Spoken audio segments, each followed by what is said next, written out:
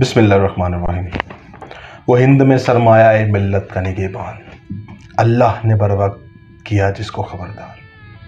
अस्सलाम वालेकुम। उम्मीद है आप सब लोग खैर खैरियत से होंगे और अपनी ज़िंदगी अहसन तरीके से एंजॉय कर रहे होंगे। दिसंबर का ये महीना और मेरे अजीम कायद का यौम पैदाइश। अजीम कायद से मुराद मेरे कायद आज़म मोहम्मद अली जिना, वो जिना जिसने ये मुल्क हमें दिया। किस मकसद के लिए दिया वो जानना अभी भी बाकी है कि हमारी कौम में वो सारी बातें, वो सारी क्वालिटीज़ हैं जो कायद बता गए या जो कायद हमें देना चाहते थे। आखिर कायद आज़म कौन है?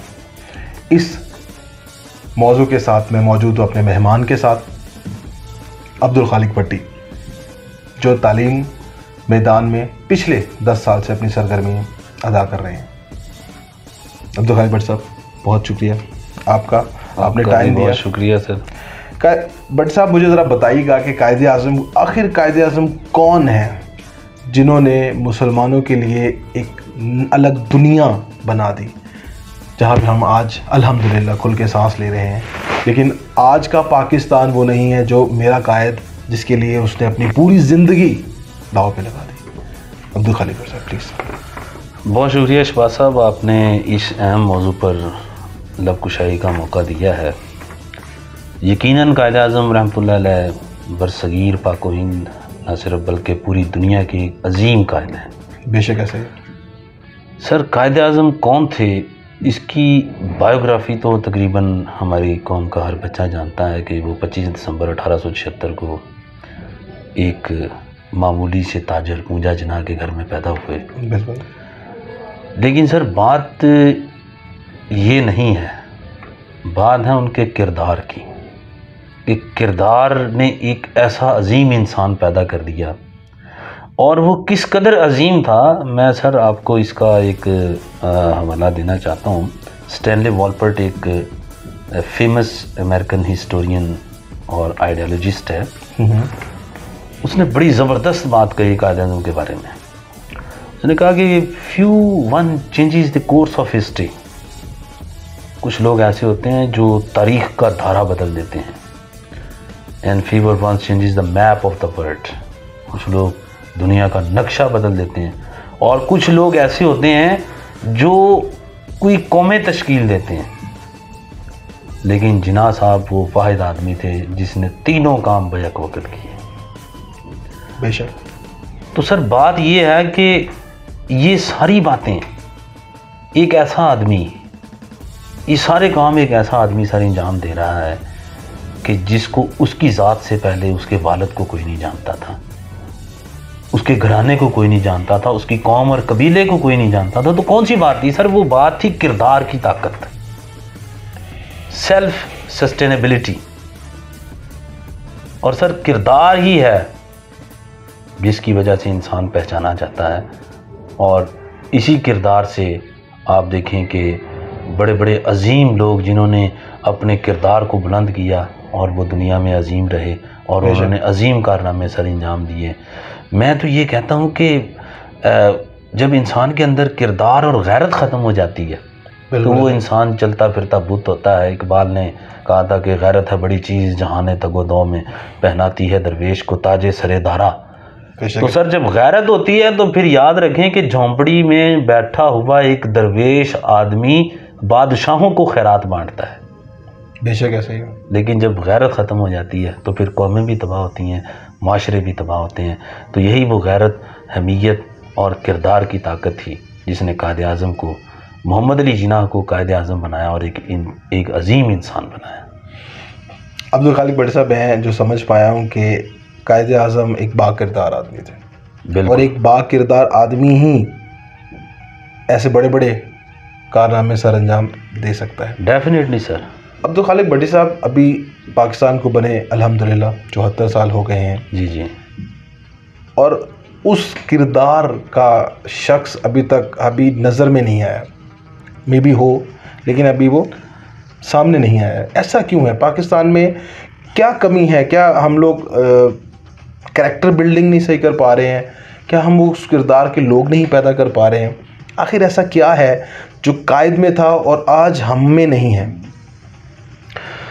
सर बड़ा अहम क्वेश्चन आपने किया है कि 74 साल पाकिस्तान की एग्जिस्टेंस को हो गए हैं बेशक, और हमारा एजुकेशन सिस्टम और हमारा तालीमी मयार का आप अंदाज़ा इस बात से लगा सकते हैं कि 74 सालों में हम एक कायद पैदा नहीं कर सकें, हम एक इकबाल पैदा नहीं कर सकें। सर बात क्या है, मैंने जब कायद की हिस्ट्री को पूरा स्टडी किया तो मैंने कायद आज़म की लाइफ में 3 बातें देखी। आप कभी कायद आज़म की हिस्ट्री को आपने भी पढ़ा होगा, आप मज़ीद उसको डीपली जाके पढ़िए। मैंने सर 3 बातें देखी कायद आज़म की लाइफ में। एक ऑनेस्टी थी, हार्ड वर्किंग और सेल्फ कॉन्फिडेंस, ईमानदारी, मेहनत और ख़ुद एतमादी। सर ये 3 बातें, सबसे पहली बात है ईमानदारी। बिल्कुल सर आज आप देखें कि हमारे कितने % लोग ईमानदार हैं। हमारा हर महकमा, हर फर्द जो है वो किसी ना किसी तरीके बेईमानी में मुलव्वस है, करप्शन आम है। और यही वजह है कि, और फिर दूसरे हर शख्स, अगर कोई उस्ताद है तो वो अपना काम ईमानदारी से नहीं कर रहा, अगर कोई स्टूडेंट है तो वो अपना काम ईमानदारी से नहीं कर रहा। हमारा एजुकेशन सिस्टम है, हमारे पॉलिसी मेकर्स ऐसे लोग हैं जिनको ग्राउंड रियलिटीज़ का नहीं पता।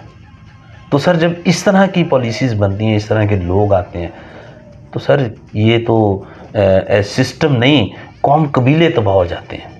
तो सर कायद आज़म की हिस्ट्री में ये 3 पूरी लाइफ को आप देखें। 1938 में इलेक्शंस हुए और अंग्रेज़ों को पता चल गया कि अब हमारा बिस्तर यहाँ से गोल होने वाला है। सारे हिंदुस्तान के बड़े बड़े नामी ग्रामी लीडरों ने जेलों में बंद किए। कायद आज़म बड़े परेशान थे, उन्होंने कहा कि ये क्या बात हो गई, मेरी भी बारी आएगी। कायद आज़म की सिस्टर ने उनसे कहा कि आप क्यों परेशान हैं, आपको कुछ नहीं होगा। सर बात क्या थी? बात थी ऑनेस्टी की, कैरेक्टर बिल्डिंग, जो किरदार की ताकत थी उनके पास। बिल्कुल ऐसे है। उन्होंने कहा था कि आपने तो आज तक कभी झूठ ही नहीं बोला, कुछ गलत नहीं किया, कुछ गलत किया ही नहीं आप। और सर कायद आज़म वो वाहिद लीडर हैं, आप बरसगीर पाक व हिंद का कह के उनकी लाइफ के साथ उनकी पर्सनैलिटीज़ जाती ना करें। कायद आज़म पूरी दुनिया में हुजूर नबी करीम सल्लल्लाहु अलैहि वसल्लम की ज़ात गिरामी के बाद वो वाहिद लीडर है जो कभी जेल में नहीं गया। आप दुनिया के बड़े बड़े नेल्सन मंडेला और ये जो नामो निहाद आजकल के लीडर बने फिरते हैं, आप इनके माजी और इनके मुस्तकबिल और इनके हाल देखें कितने दागदार हैं।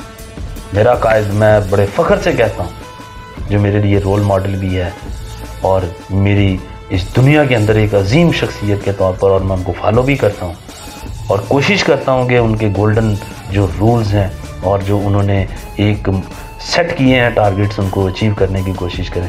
तो सर वो वाइल्ड लीडर हैं जो आज तक कभी जेल में नहीं गए। सर मिसिज़ विजय लक्ष्मी पंडित ये कहती हैं कि मैंने जिन्ना साहब वो वाइस शख्स देखे हैं कि जो अगर किसी मीटिंग के अंदर कोई बात होती थी ना, सारे लीडर्स अंदर बात कुछ हो रही है, बाहर आगे कुछ फड़े मार रहे हैं। जिन्ना साहब वाहिद आदमी थे जो अंदर बात होती थी वही अपनी कौम को बताते। सर झूठ नहीं बोलते थे, ईमानदार भी थे, झूठ भी, खुद एतमादी। अब कायद आज़म के पास, कायद आज़म बम्बई में वकालत शुरू की। उनके एक दोस्त थे, उन्होंने सोचा कि जिस तरह कायद आज़म बड़े ब्रिलियंट शार्प माइंडेड हैं, तो मैं अपना बेटा इनके पास भेजता हूँ इनकी शागिर्दी में, तो मे भी ये भी इनकी तरह हो जाए। अब कायद आज़म को पता था, निगाह बुलंद सुखन दिल नवाज, वो देखें यही है रखते सफ़र मीरे कारवां के लिए। वो रोशन, उनकी निगाह जो थी वो शाहीन की तरह बड़ी तेज़ थी। उन्होंने फ़ौरन जांच दिया ये क्यों आया। निगाह बुलंद सुखन दिल नवाज जहाँ पुरसोज। तो सर कायद आज़म ने उनको कहा, पहली मीटिंग में उनको कह दिया, I can not transmit any brilliance to him, he must have to create his own brilliance. खुद इसको तराशना पड़ेगा। इकबाल ने कहा था, दयार इश्क में अपना मकाम पैदा कर, नया ज़माना नए सुबह शाम पैदा कर। तो सर मैं एक बात और, ये आखिर में मैं अपनी कौम को ये मैं पैगाम देना चाहता हूँ, अपने नाजरीन को, अपने स्टूडेंट्स को, और जितने भी लोग मुझे वर्ल्ड वाइड सुन रहे हैं, मैं उनको ये कहना चाहता हूँ आपके प्रोग्राम के तवस्सुल से कि सर हो सदाकत के लिए, जिस दिल में मरने की तड़प, पहले अपने पैकरे खाकी में जान पैदा करें। बहुत खूब, बहुत खूब। अब्दुल खालिक साहब, बहुत शुक्रिया। आपने बड़े अच्छे तरीके से हमारी कौम, हमारे स्टूडेंट्स, हमारी यंग जनरेशन को बताया कि कायद आज़म मोहम्मद अली जिन्ना रहमतुल्लाह कौन थे और उन्होंने किस तरह से इस मुकाम को अचीव किया। और सबसे पहले जो आपने एक बात की कि हम लोगों के में कैरेक्टर बिल्डिंग नहीं है, ईमान नहीं है हमारे अंदर, और वो कहते हैं ना, पुख्ता ईमान होना बड़ा ज़रूरी है इन सारे मामलात के लिए। सो भट्ट साहब, बहुत शुक्रिया, आपने हमें टाइम दिया। और देखने वालों से भी गुजारिश है कि भट्ट साहब का चैनल भी सब्सक्राइब कीजिएगा, लिंक डिस्क्रिप्शन में दे दूँगा मैं, और हमारे चैनल को भी सब्सक्राइब कीजिएगा। और प्लीज़ कही गई बातों पे अमल ज़रूर कीजिएगा। अगर कोई एक शख्स भी इस बातों पे अमल कर लेता है तो हमारे इस वीडियो का हक अदा हो जाता है। बहुत शुक्रिया। अस्सलाम वालेकुम।